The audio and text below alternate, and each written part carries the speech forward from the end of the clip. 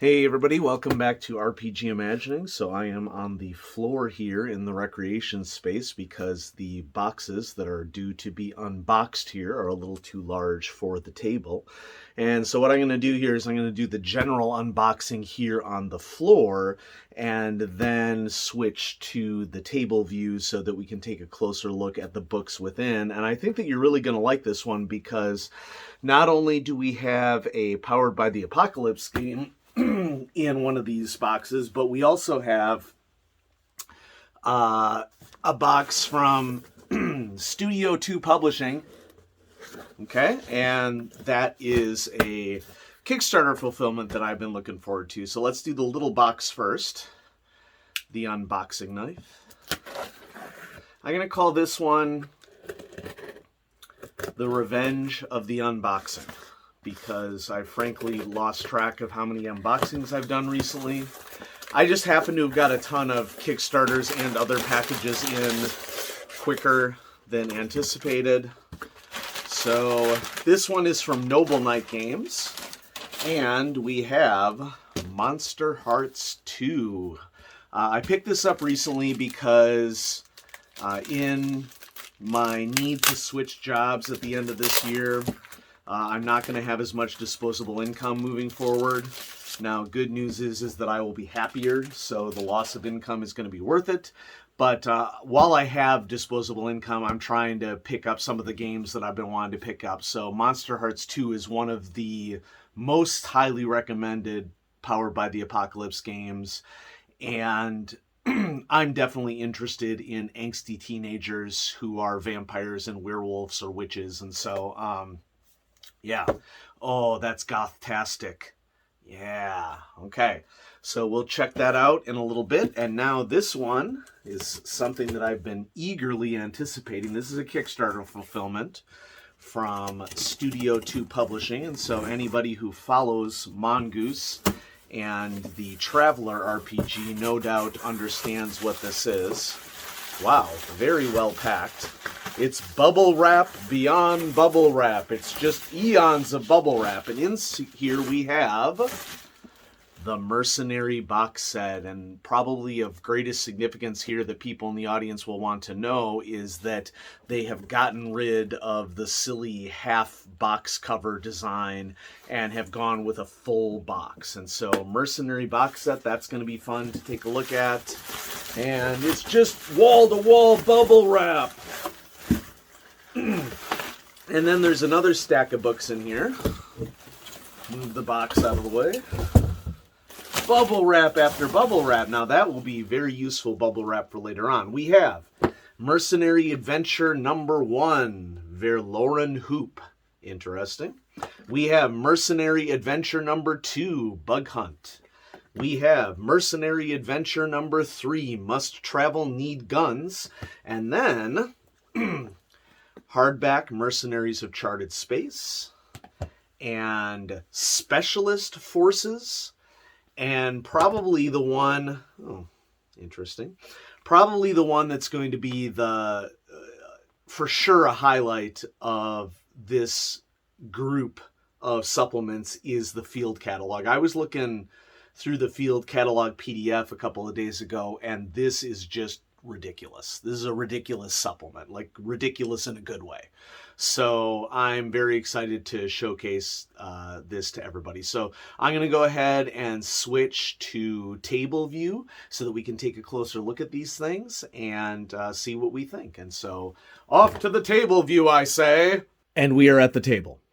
So here we have Monsterhearts 2, a game about the messy lives of teenage monsters. This book has proven to be so popular in the TTRPG space that unless you order it direct from the manufacturer or until they get a copy in at online outlet, and so mine is from Noble Knight, it has been very, very difficult to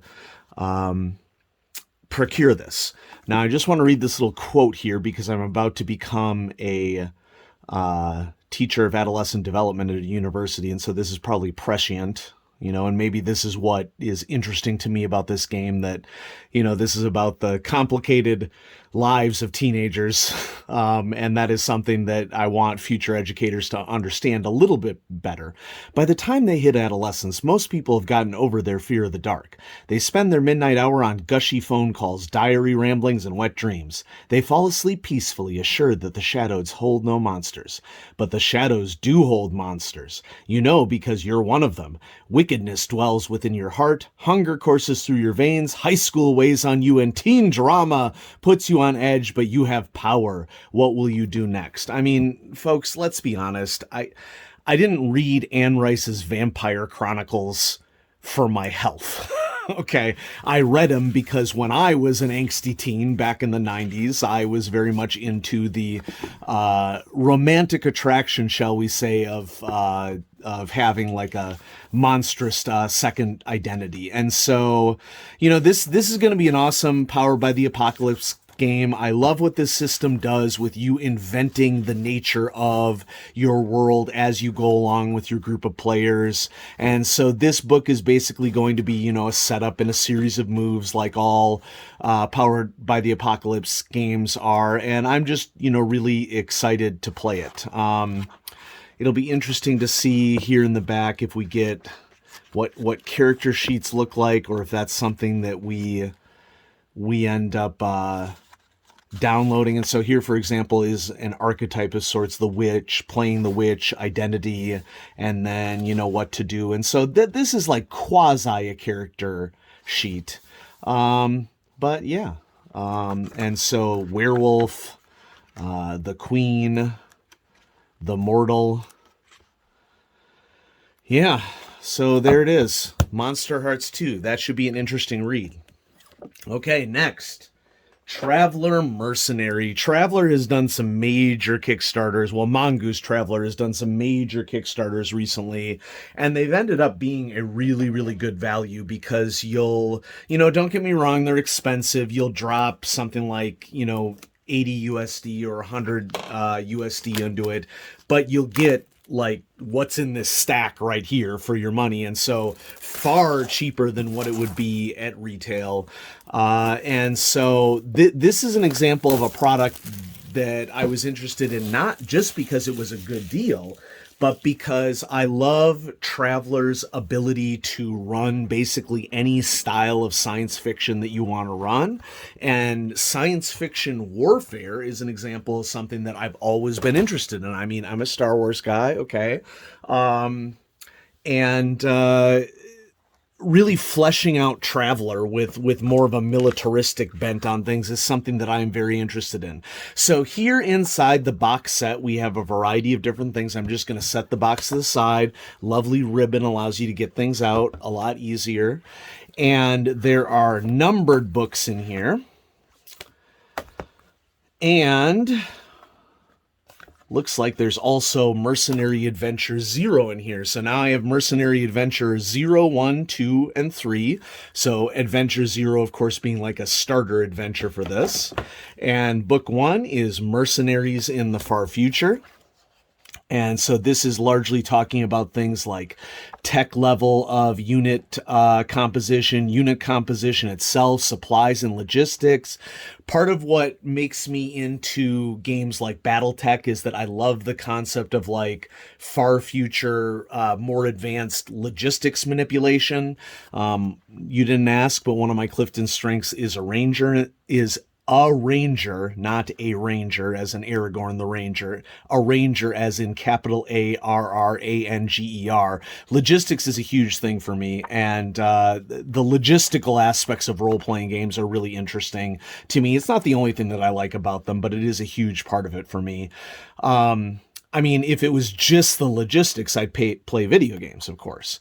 What are the characteristics of different units? Mission and operation resolution.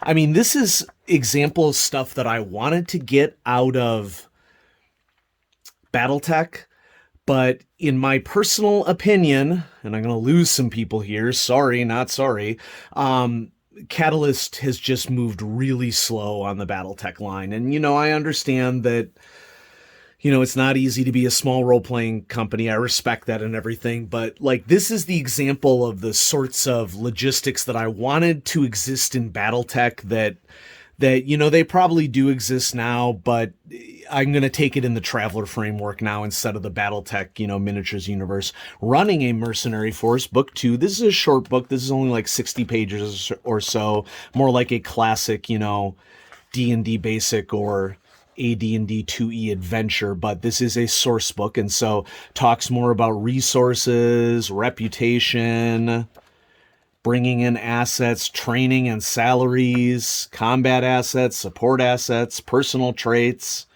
creating tickets. Tickets are basically jobs.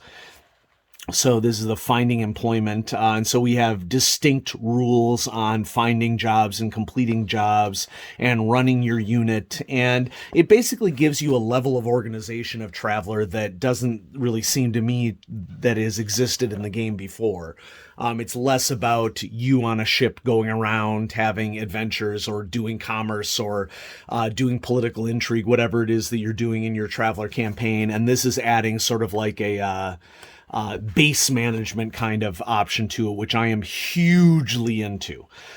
So in the field, and this is basically what's going to allow us to scale at different levels with this. So some background information about mercenaries within the galaxy, carrying out missions in general, different mission types and roles. We got here company tickets. And so this is cool. These are jobs that are appropriate for different levels of engagement. So we have engagement at the company, and I assume what they mean is like the militaristic, company, like a company being a group of soldiers. Only these are mercenary soldiers. So yeah, battalion tickets up to the battalion level. Specialist tickets. That's cool. And then if we look at the front here, we have team tickets, platoon tickets, ticket adventures, starting on page 79, brokers and dealers, allies and opposition. The art looks great in it. This is, I believe, part of the newer layout that is the similar layout to Traveler Core Rulebook Update 2022, which I haven't really decided yet if I'm even going to get the Core Rulebook Update. Honestly, I don't even have the Core Rulebook from 2016. I haven't felt like I've needed it with the starter set because I've been able to have everything that I need. We also have a Mercenary Force roster card. This is pretty cool. This is very sturdy cardstock. At first, I thought that it might be a screen, but this is just really sturdy cardstock that allows you to keep track of, what your status is for whatever force that you're running. And then we have these adventures that I had mentioned. That's the end of the box set, by the way. Okay, so the box set includes this card and Adventure 0. I'll decide how I want to arrange all this now. Okay, so we're going to put, I think, Adventure 0 in first, and then the card, and then books 1 through 3 in order, because I will read them in order. And there we go. Nice box set. I'm never really keen on the maps that come in Traveler box sets. I mean, I understand the value and utility of them, but the source material is what is most valuable to me personally. Mercenary Adventure 1, Verloren Loop. I'll just, sort of show off the introductory pages here because for spoiler reasons, and then we'll just do a very rapid flip through just to sort of see what's going on here. And so the opposing forces are mapped out in this scenario. And we have some defense platforms, which I am all about construction of space platforms. In my last unboxing, when I showed off hideouts and strongholds for Wedge Star Wars, part of my intent is to get ideas for Traveler and vice versa. Okay, I really like that. Bug Hunt. Okay, scene right out of Starship Troopers. I am not a fan of the movie Starship Troopers. I'm also just generally not a fan of gosh, what's his name's work? Heinlein's work. I'm just not a fan of it. His, shall we say, his political tastes run contrary to my own. I read Stranger in a Strange Land and did not find it as compelling as a lot of people do. That's fine. I'm more of a Joe Haldeman guy. So, read both of the novels, his first 2 novels in the Forever series, Forever War. And I want to say the second one is Forever Free. That's what I would recommend for people if you want some extra reading. And so City is mapped out. I really feel like the production values of the art here and of the layout and the overall look of the books has improved from what was released, from 2016 to 2020. Mercenary Adventure 3. Mesugard Corporation. We have a sector map, as we saw in prior scenarios. And we're going to be landing on a world to infiltrate some sort of situation. Hive of inactivity. All right, and here we have some vehicles, weapon carriers, and surface action cutter, armed trawlers. Wow, that is some really cool end art. It's kind of faded end art, but it sort of like gives like this mystic quality to it. That's really cool. Then just move these to the side. This is a really good value of a Kickstarter. I'm not in the plan of backing many Kickstarters now for the next couple years, largely because I wanted the disposable funds for it, but also because I have gotten completely soured on the model. I'm just not into it at all anymore. I will just wait until books come out at retail. I'm going to be patient. So Mercenaries of Charted Space. Looks like we have sections on each of the different segments of Charted Space. So how mercenaries work in the Third Imperium and the Zidani Consulate and the Vargar Extents and the 2000 Worlds and the High Federation and the Solomani Confederation and the Aslan High Rate and non-aligned regions. And so this is basically just a regional guide to what's going on. And so this is cool because I like these larger maps of the different regions of Charted Space. And it's always nice to see what sectors are clearly part of the Imperium and what parts are part of the Vargar Extents and the Aslan High Rate. This is a really well done map. And so, yeah. So here's a team organization map. Look, everybody. Logistics. Yeah. Big fan. Oh my gosh, I love it. Okay. Oh, this is the kind of stuff I'm interested in. This is why I backed this product. And then it just continues, through the rest of the major segments of space and how things are organized and everything. And man, I'm going to love to delve into Mercenaries of Charted Space. Specialist forces. Okay, so I assume that this is going to have like maybe some specialized equipment. Special operations and special forces, combat specialists, recon and stealth, with stealth spelled incorrectly. On the contents page, engineering and heavy weapons specialists, protected forces, non-combat specialists, star mercs. And so these are all different types of special mercenary forces. And so that's really cool because in a campaign like this, if I were running players through this, I would want them to be able to really kit out a mercenary that they were really interested in playing and have them have a go at it and create fun and interesting stories surrounding it. So we got snipers and there's some extra equipment. And looks like we're in like heavy weapons specialists here, aerospace defense missiles, protected forces. So armored infantry. And so a maintenance rack for a suit, base support facility, smart rack. I really like these white cutouts around here because for individuals who are not familiar as to how one would imagine this, it gives you a sense of scale of everything and how everything would be arranged. That's a really good choice for the art, in my opinion. Okay. Lots of tech. Okay, vac troopers. Got a Varger vac trooper there. That's cool. Deployable tactical obstruction. Looks like it's some sort of like carbon weave or something. 2-meter long barrier that provides protection plus 12 to anyone behind it. Dang.